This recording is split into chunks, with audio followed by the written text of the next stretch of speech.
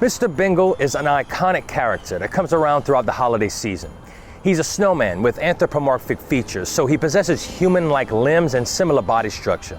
Now, this differs from others of his species, such as Jack Frost.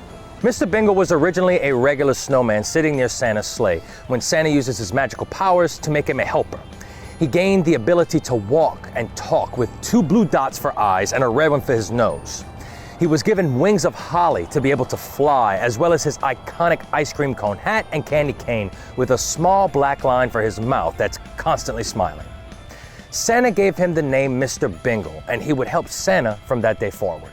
In 1947, a man named Emile Allin came up with the concept for Mr. Bingle. He was the window display manager for Maison Blanche, which was a department store on Canal Street. Now, Maison Blanche was founded by Isidore Newman in 1897 and had a landmark building constructed on Canal Street that it is now the Ritz-Carlton. It was here that Mr. Bingle gained his fame. Emile would notice that other major department stores had mascots around the holiday season. He designed Mr. Bingle and pitched the idea as an advertising strategy to Maison Blanche executives. The original name was Snowdoll, and obviously a name change was needed. So a naming contest was held with Maison Blanche employees, and Mr. Bingle was chosen because it has the same initials as Maison Blanche, MB.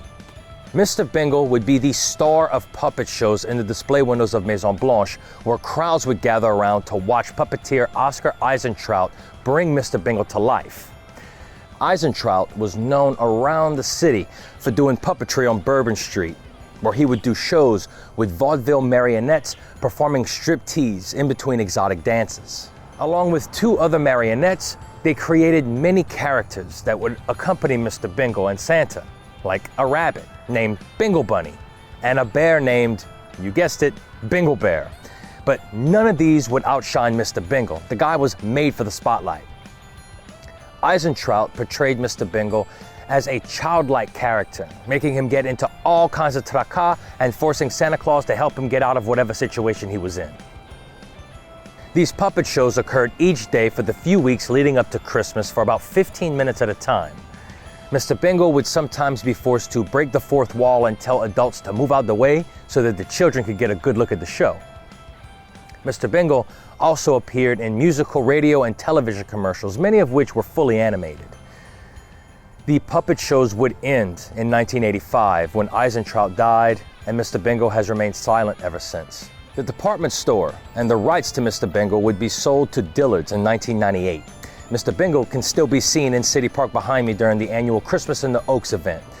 During the off-season, you might be able to catch a glimpse of Mr. Bingle if you're near I-610 going through the park. A large statue was donated to City Park in the late 90s, and he likes to hide there during the warmer months. But it's best to not bother him. He might get angry with unsolicited visitors. We couldn't bring you this information without our Patreon supporters, and we'd love to thank those who have contributed and encourage anyone watching this video right now to consider becoming a patron at patreon.com/LouisianaDread. Come enjoy the Christmas in the Oaks celebration in City Park, and for more Louisiana history, horror, folklore, and culture, be sure to subscribe to our YouTube channel. I'm Kyle Crosby, and this is Louisiana Dread Quick History.